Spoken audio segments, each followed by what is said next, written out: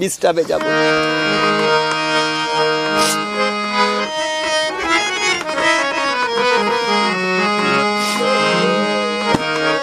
মায়ের কান্দন যাবতে জীব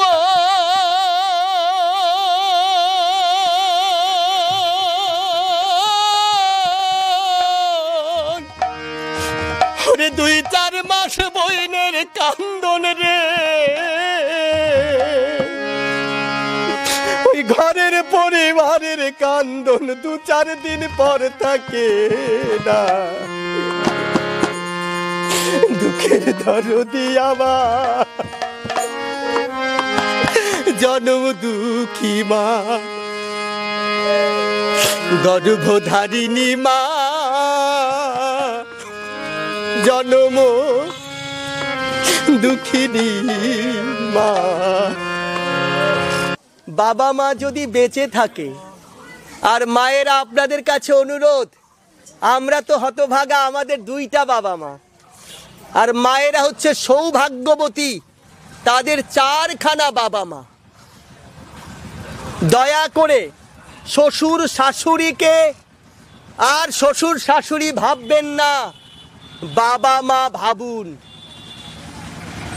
খুব বেশি খায় না গো, বাড়িতে একটা কুকুর যা খায় শ্বশুর শাশুড়ি তারও চেয়ে কম খায়।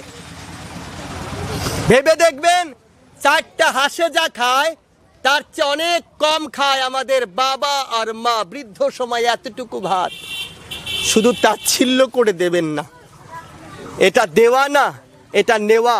আজকে তাচ্ছিল্য করে দেবেন তো কালকে আপনি নিশ্চয়ই পাবেন।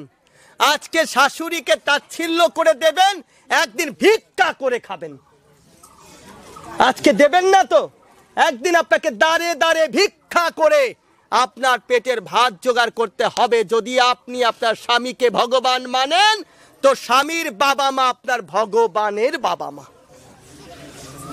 সুতরাং অনুরোধ করছি মায়েদেরকে, আমি জানি আপনাদের কষ্টজনক কথা বললাম, অভিশাপ দিলে এখনই দিয়ে দেন এই কথাটার জন্যে, এই যেটা বললাম।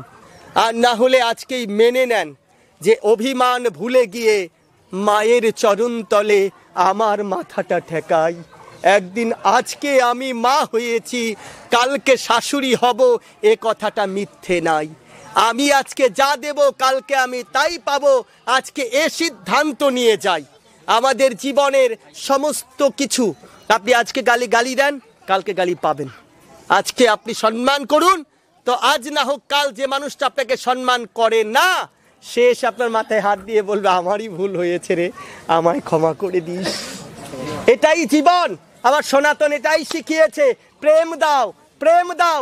এই প্রেমের অস্ত্র দিয়ে, হরিনাম প্রেমের অস্ত্র দিয়ে সমস্ত পাপ কেটে দাও। গৌর হরি আর কিচ্ছু বলেনি।